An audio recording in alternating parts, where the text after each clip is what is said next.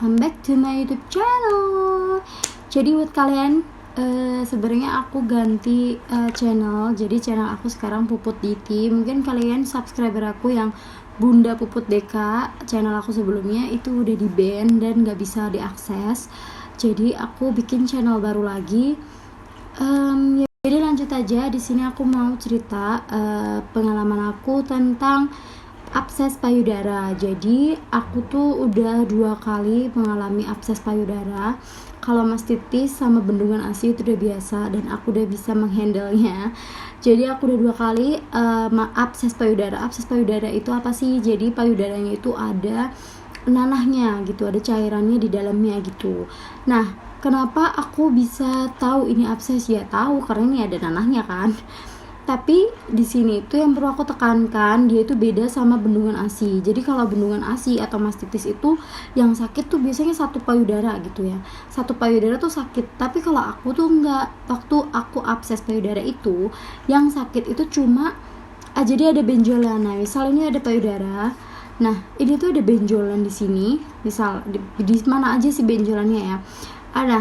Benjolannya itu kecil dan itu sakit banget, benar-benar sakitnya luar biasa. Aku tuh sampai bener-bener nangis, tapi anehnya tuh aku nggak demam gitu ya, mams. Nah, makanya aku berpikiran kalau ini tuh cuma abses biasa, mastitis biasa gitu.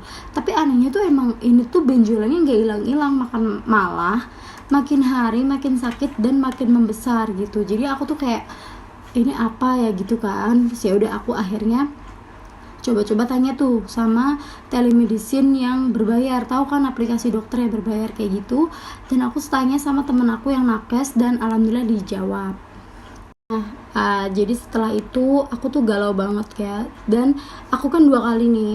Yang pertama itu aku karena penyebabnya itu aku seharian itu nggak nyusuin dia. Maksudnya tuh di bagian kanan itu kan aku mastitisnya di bagian kanan. Nah itu tuh aku nggak ngasih ke dia gitu. Penyebabnya itu gitu. Jadi karena anak aku tuh lagi suka banget yang di sebelah kiri. Jadi seharian nggak aku pompa, nggak aku perah. Dan terjadilah itu. Jadinya tuh ya udah itu semua terjadi tiba-tiba gitu aja. Dan yang kedua ini tuh pas aku lagi mudik dan aku benar-benar kesakitannya luar biasa ya. Pas lagi mudik enak-enak ternyata harus sakit abses payudara kayak gitu. Nah itu kenapa yang kedua ini tuh aku karena digigit, karena anak aku udah tumbuh gigi dan dia tuh udah mulai gigit-gigit gitu. Dan itu tuh benar-benar sakit banget. Jadi tuh dia kayak infeksi gitu loh ya jadinya. Nah jadi di sini aku mau cerita apa aja penanganan aku. Jadi yang pertama aku itu kan tanya sama nakes, sama temen aku yang nakes itu, sama tanya sama dokter yang berbayar itu kan, yang di aplikasi. Ya udah tuh aku tanya kalau kayak gitu gimana dok gitu. Katanya kalau kayak gitu tuh dikompres air hangat aja terus di bagian absesnya ya. Di bagian absesnya tuh dikompres air hangat terus biar kayak membantu mematangkan bisulnya itu. Jadi nanti dia lama-lama pecah gitu loh. Dan emang bener sih nggak lama itu dia pecah. Nah kalau udah pecah kalian beli NaCl nih kayak gini. Aku udah siapin. Nah kayak gini aku beli NaCl, cairan NaCl kayak gini tuh di apotek kayaknya 15.000 atau 13.000-an doang. Ini itu kalau udah pecah absesnya kalian kasih ini kompresin terus tuh pakai kasa. Itu tuh dikompres terus di bagian yang tadi pecah tadi, bisulnya tadi. Nah jadi tuh ini gunanya tuh katanya buat meresap nanahnya gitu loh. Nah jadinya aku pakai itu terus. Pokoknya aku kompres sampai bener-bener nanahnya tuh kayak bersih banget gitu, sampai bener-bener udah kelihatan bolong, tinggal bolongnya doang gitu. Nah habis itu kalau buat pengobatan dalam, buat karena sakit banget itu, aku diresepinnya ibuprofen. Jadi sehari tuh sebenarnya kan 3 kali atau 2 kali gitu ya. Tapi aku tuh minumnya sesakitnya aku aja. Kalau aku masih bisa nahan, aku tahan. Kalau udah enggak ya udah enggak gitu. Oke, habis itu aku minum antibiotik. Jadi antibiotik ini tuh waktu aku abses pertama itu dulu aku diresepinnya erythromycin, itu sehari 3 kali selama 10 hari itu harus habis.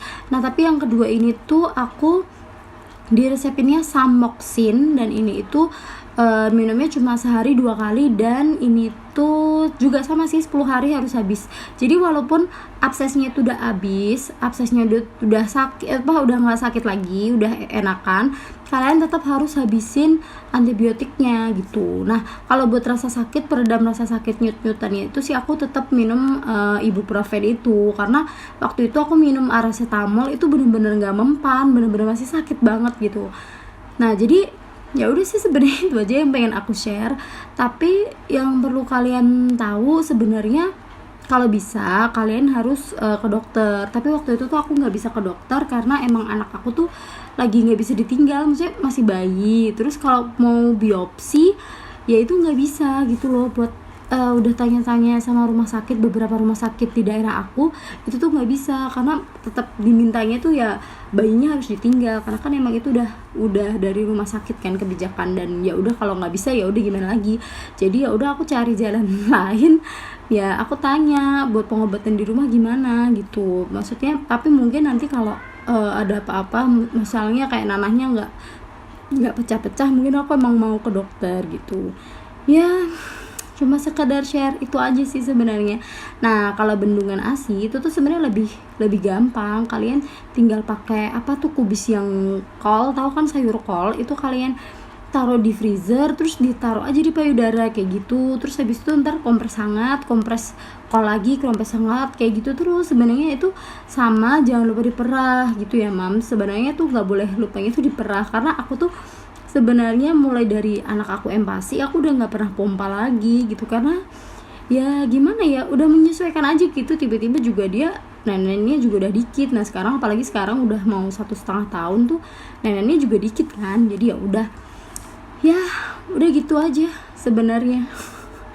Ya pokoknya gitu ya mams ya, buat kalian yang mau tanya-tanya atau mau sharing tentang akses payudara atau mastitis, kalian bisa komen di bawah ini. Jadi ya udah kita sharing aja gitu di sini.